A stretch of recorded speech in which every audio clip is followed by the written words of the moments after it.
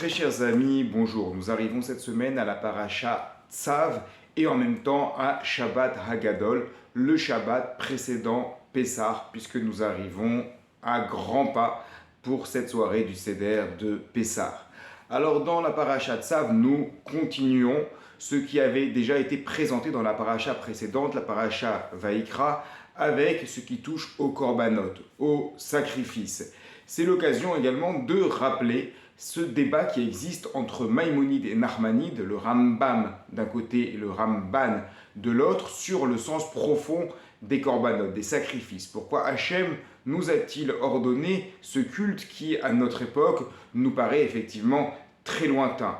Le Rambam, dans le Guide des Égarés, dans la troisième partie, au passage numéro 32 et 46, va donner deux raisons.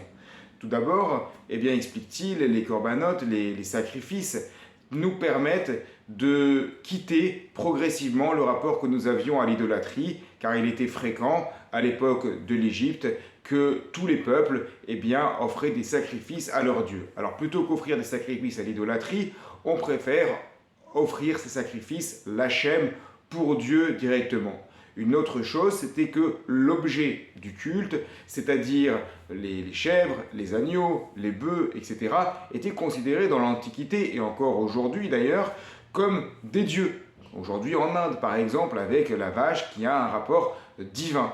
Alors, on montrait, regardez, ce ne sont pas des dieux, au contraire, on va offrir ces choses-là pour Dieu. Voilà deux raisons que donne Maïmonide. Mais le Ramban Nachmanide s'oppose à ces raisons.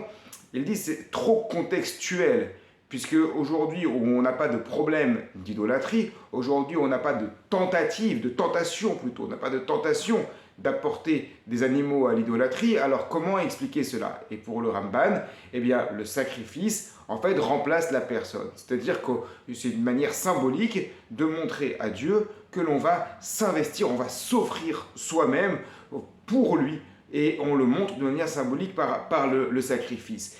Tout cela, qui mérite d'être approfondi bien entendu, soulève une question générale. Oui, mais lorsque le troisième Beth Amikdash reviendra, lorsque le troisième temple reviendra avec le Mashiach, Bezrat Hashem, Bimera Veyamenu, alors comment ça se passera? Est-ce qu'on fera encore des sacrifices? Est-ce qu'on aura encore des korbanot? Il est vrai que dans la prière, dans la Hamida, on demande le rétablissement de ce culte. Mais cela peut nous interroger dans le sens qu'aujourd'hui, effectivement, nous n'avons pas ce problème, ce rapport à l'idolâtrie. Et donc, y a-t-il pas d'autre manière de servir Dieu par la prière, par la tfila, comme cela a été fait depuis la fin des sacrifices? Mais d'un autre côté, évidemment que les mitzvot de la Torah restent toujours d'actualité. En tout cas, c'est une question: comment allons-nous appréhender les sacrifices lors de la venue de Mashiach avec le rétablissement du troisième Beth Amikdash, ce qui permet d'établir un parallèle avec la Haggadah de Pessah.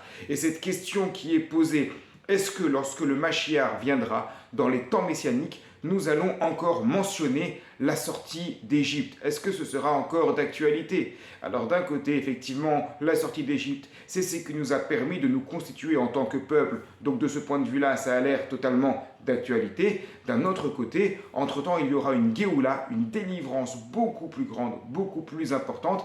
C'est la délivrance finale de l'exil dans lequel nous nous trouvons maintenant, avec la venue du Mashiach, avec le Beth Amikdash, le temple de Jérusalem, avec la paix avec toutes les nations du monde, car rappelons-le, le temple de Jérusalem, il s'appelait Lévanon dans le texte. Lévanon, ça veut dire le Liban, pas comme le pays du Liban, mais comme Liban, Lavan, qui veut dire en hébreu blanc, blanchir. Pourquoi? Parce que le temple de Jérusalem, il permettait de blanchir toutes les fautes des uns et des autres. C'est qui les uns et les autres? C'est à la fois les Juifs, c'est à la fois les nations du monde. Donc l'objectif du temple de Jérusalem, c'était d'apporter la paix partout, qui serve à tout le monde. Alors dans ce contexte-là, est-ce qu'il sera encore nécessaire d'offrir des sacrifices? Est-ce qu'il sera encore nécessaire de mentionner la sortie d'Égypte dans la Haggadah de Pessah? Nous ne pouvons pas le savoir, et c'est tant mieux, car comme le disent nos maîtres, il vaut vivre l'instant présent, servir à Kadosh Baruch Hu, et les questions théoriques, métaphysiques sur l'après-Mashiach, on peut en faire des objets d'étude intéressant, mais cela ne doit pas influencer notre manière d'avancer tamim, entièrement droit dans le chemin d'Akadosh Baruch Hu. Shabbat Shalom à toutes et à tous et un bon Pessah Kasher Vesameach.